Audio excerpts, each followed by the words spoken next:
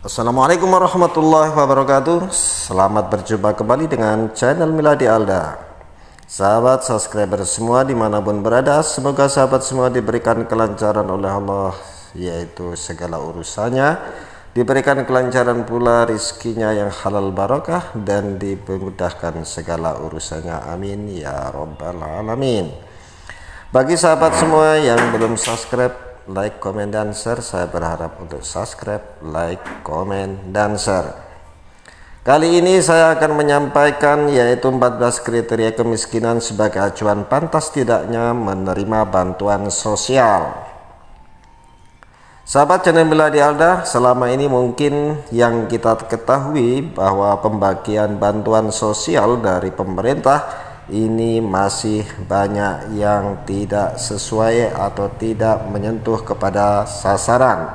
Sebab untuk kali ini pemerintah baru bisa memberikan bantuan sosial kepada masyarakat untuk rakyat miskin. Kementerian Sosial merupakan instansi pemerintah pusat yang salah satu tugasnya untuk menanggulangi kemiskinan. Dalam menjalankan tugas tersebut sesuai amanah Undang-Undang 1945 pasal 34 yang berbunyi, fakir, miskin, dan anak terlantar dipelihara oleh negara. Adalah memberikan bantuan sosial kepada fakir, miskin.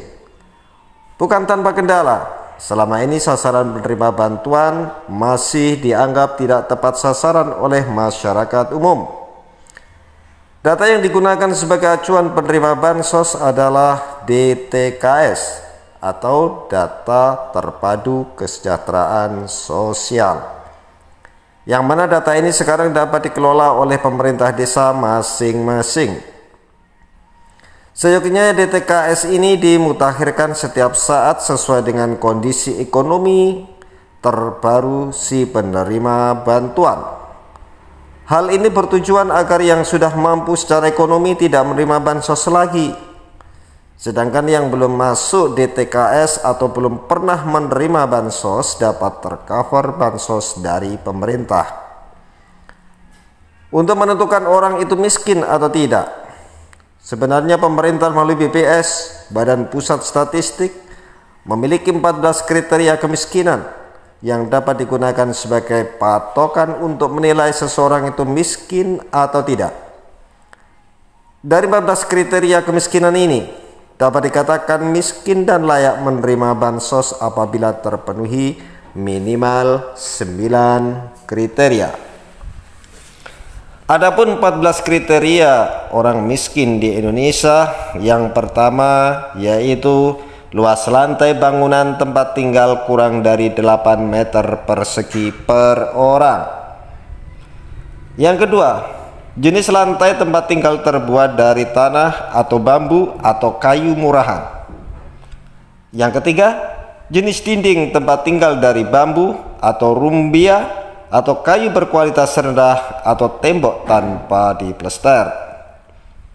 Yang keempat, tidak memiliki fasilitas buang air besar atau bersama-sama dengan rumah tangga lain.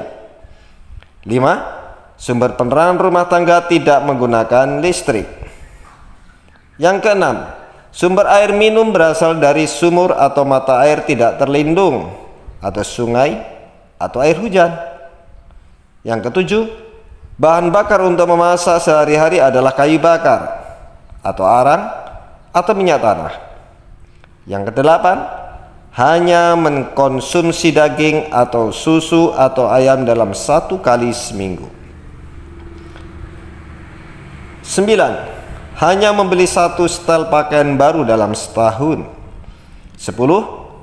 Hanya sanggup makan sebanyak 1 atau 2 kali dalam sehari. 11. Tidak sanggup membayar biaya pengobatan di puskesmas atau poliklinik. 12. Sumber penghasilan kepala rumah tangga adalah petani dengan luas lahan 500 meter persegi, buruh tani, nelayan, buruh bangunan, buruh perkebunan, dan atau pekerjaan lainnya dengan pendapatan di bawah Rp600.000 per bulan. 13. Pendidikan tertinggi kepala rumah tangga, tidak sekolah, tidak tamat SD, atau cuman tamat SD. 14. Tidak memiliki tabungan atau barang yang mudah dijual dengan minimal Rp500.000 seperti sepeda motor kredit, non kredit, emas, ternak, kapal, motor, atau barang modal lainnya. Karena sudah ada 14 kriteria kemiskinan di atas, semoga semua pihak terkait sesuai kewenangannya dapat bekerja sama agar DTKS dimutakhirkan dan penerima bansos kedepannya benar-benar lebih tepat sasaran. Dan yang paling penting adalah kesadaran dari masyarakat itu sendiri yang saat ini tercatat sebagai penerima bansos, baik PKH maupun sembako.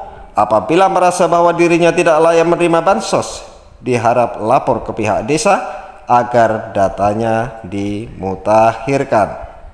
Sahabat channel Miladi Alda, siapa yang bertugas untuk memutakhirkan data orang yang layak menerima bansos? Pemerintah desa mempunyai kewajiban untuk melakukan hal tersebut karena pemerintahan desa lebih memahami keadaan masyarakat di desanya masing-masing. Baiklah sahabat channel Miladi Alda, bila mana ini bermanfaat untuk sahabat semua agar kiranya dapat di-share, like, komen, dan jangan lupa subscribe. Terima kasih. Saya akhiri. Wabillahi taufiq wal hidayah. Wassalamualaikum warahmatullahi wabarakatuh.